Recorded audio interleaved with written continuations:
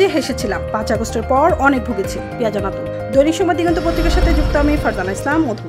দেশের জনপ্রিয় মডেল ও আইনজীবী পিয়া জানাতুল আবারও আলোচনায় এসেছেন কয়েক বছর আগে ভাইরাল হওয়া একটি ছোট ভিডিও ক্লিপ নিয়ে।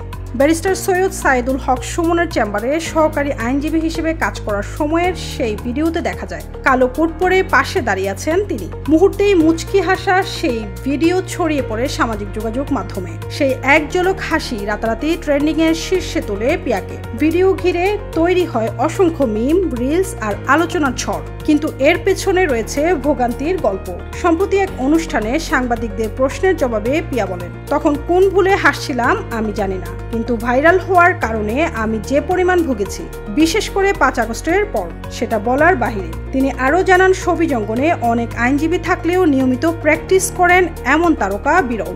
সেই জায়গায় তিনি ব্যতিক্রম হলেও একটি হাসি যে এত বড় আলোচনার জন্ম দেবে তা কল্পনাও করেননি। উল্লেখ্য, পিয়া 2007 সালে মিস বাংলাদেশ খেতাব অর্জন করেন। এরপর মডেলিং, আন্তর্জাতিক প্রতিযোগিতা থেকে শুরু করে আইনজীবী পেশায়ও নিজেকে প্রতিষ্ঠিত করেছেন এই তারকা।